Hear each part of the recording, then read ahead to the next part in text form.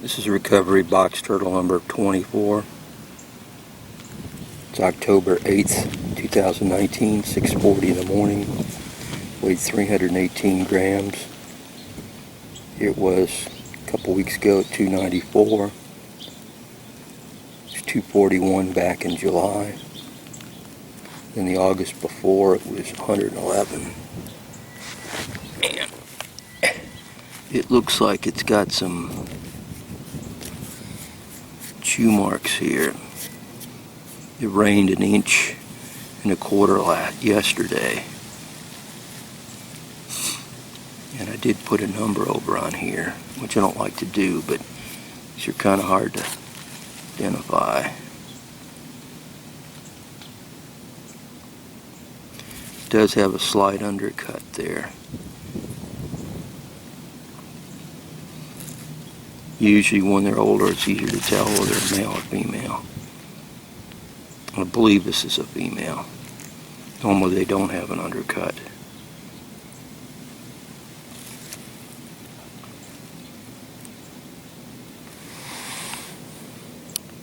So I've only got 1, 2, 3, 4 data points on this. See, it's gone from 111, 241 grams, 294, 318. So this is actually, since August of 2018, it's almost tripled in its mass. So they grow pretty big, grow pretty quick. That's one reason I've been trying to study these, is to plot how fast they grow. And then here's the notch that I put in. And I haven't started to chip these yet.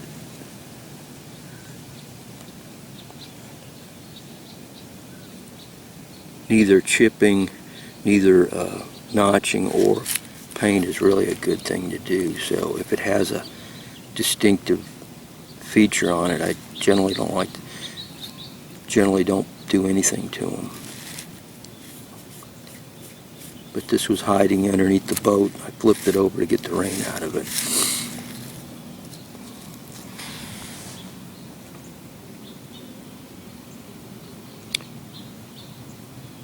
And I've noticed the ones that have females tend to have yellow arms.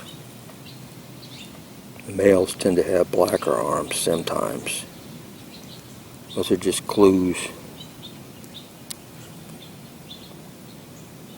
It's difficult to tell the eye color early in the morning. That doesn't seem to be a big determining factor around here, the eye color.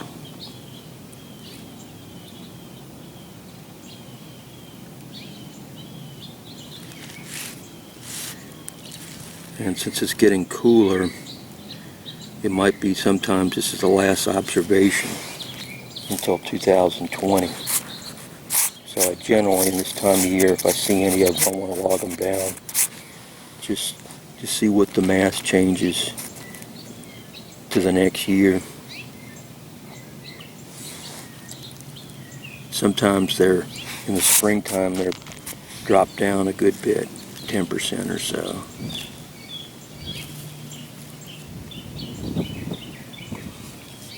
And there's all another thing of the length of the tail, but it doesn't extend. How do you measure the length of the tail?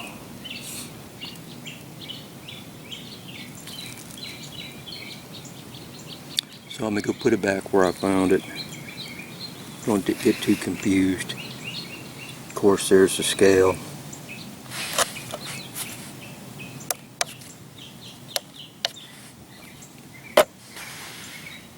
You tear out the brick. There it is, 318. Timid means that I can actually do this like that. You're not going to jump off, but if they end up pushing on here, it goops the weight up.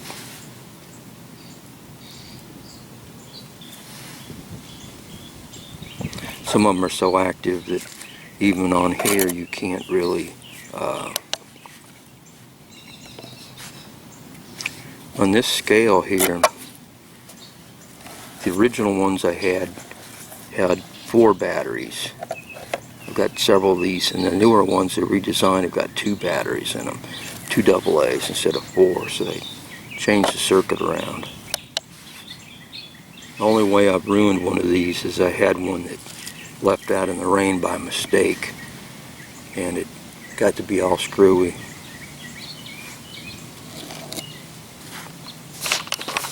Let's see if it'll come out of its shell.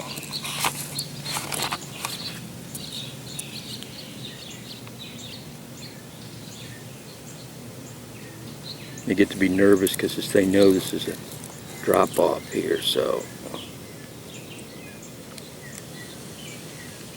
that's why they'll wait a few seconds before determine what they're going to do.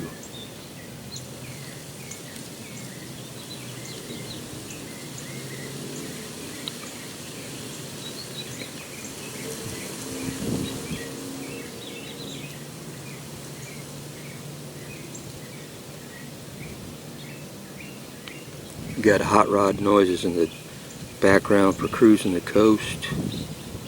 We got a lot of birds out here.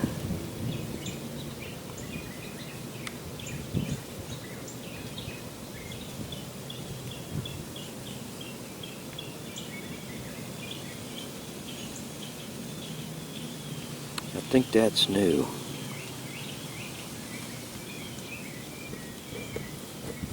When they're small like this, they tend to get chewed on. And these toenails can be sharp, so you got to be careful, because they can get in a bunch of nasty stuff and scratch you and you can get infected. So that's why I normally hold them like about here.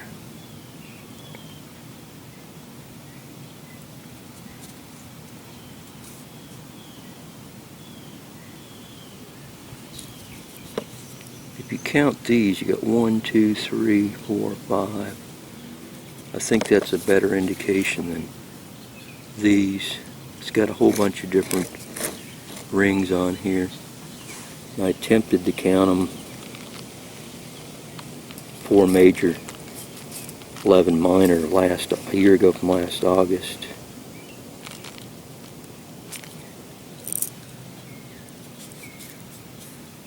I think this is a better correlation. 1, 2, 3, 4, 5. So I could believe this is 5, roughly. We don't have long winters here, so if it gets warm in February, they're going to come out, or it might go down to 14 degrees in March and they're going to be hidden down in the ground.